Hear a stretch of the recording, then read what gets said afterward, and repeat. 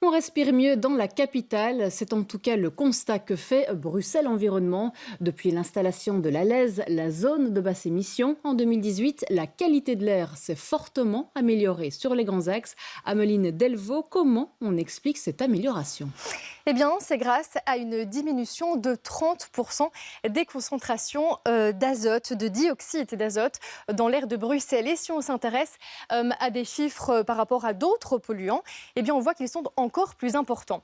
Alors cette pollution, elle vient essentiellement du trafic routier. C'est pour ça qu'en 2018, eh bien, la région a instauré cette fameuse zone basse émission. Qu'est-ce que ça veut dire ?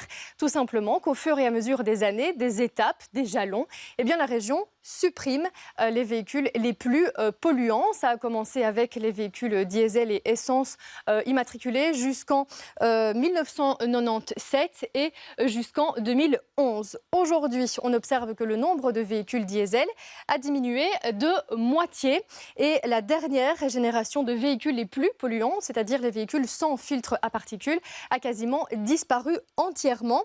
On remarque donc que grâce à ces mesures, eh bien, la qualité de l'air s'est améliorée. Et ça, c'est essentiellement sur les grands axes routiers, comme par exemple la rue Laloy ou encore le ring à hauteur de Anderlecht. Ces constats sont épinglés aujourd'hui par Bruxelles Environnement. On ne peut que s'en réjouir, évidemment, quand on connaît les impacts de ces pollutions sur notre santé. C'est ce que nous dit d'ailleurs la porte-parole de Bruxelles Environnement, Pascal Ourmand. Les oxydes d'azote, les particules fines, les black carbone, ce sont tous des polluants qui ont vraiment un impact sur la santé, sur le système respiratoire et le système pulmonaire.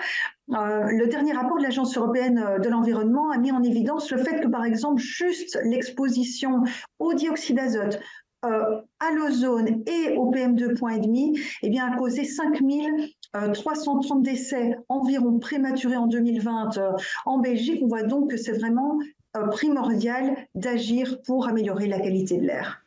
Alors c'est positif, mais c'est loin d'être terminé. La prochaine étape, c'est en 2025. Exactement Camille, avec une interdiction pour 190 000 véhicules. Ce sont les diesel Euro 5 et essence Euro 2. Et alors pour la toute première fois, eh bien, ça va même concerner les camions. Bruxelles Environnement estime quand même qu'aujourd'hui, 85% des véhicules qui circulent dans la capitale respectent les normes de basse émission. On est à 40 microgrammes par mètre cube pour le dioxyde d'azote. Alors c'est bien, mais ce n'est pas encore assez puisque l'OMS, l'Organisation mondiale pour la santé, recommande 10 microgrammes par mètre cube, c'est-à-dire 4 fois moins. Il y a encore du boulot, mais on a encore un petit peu de temps puisque l'objectif ultime, c'est 2035 avec la suppression totale de tous les véhicules thermiques, sauf pour les camions et les autocars, puisque là, ça va demander des alternatives qui prendront un petit peu plus de temps.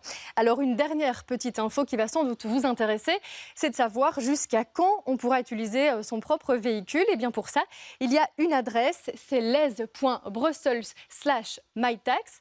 Alors, je fais le test et la mienne, je peux l'utiliser jusqu'en 2027. Ça me laisse encore un petit peu de temps pour anticiper. Faites attention, ça passe vite quand même. Merci Ameline Delvaux pour ce point en plateau.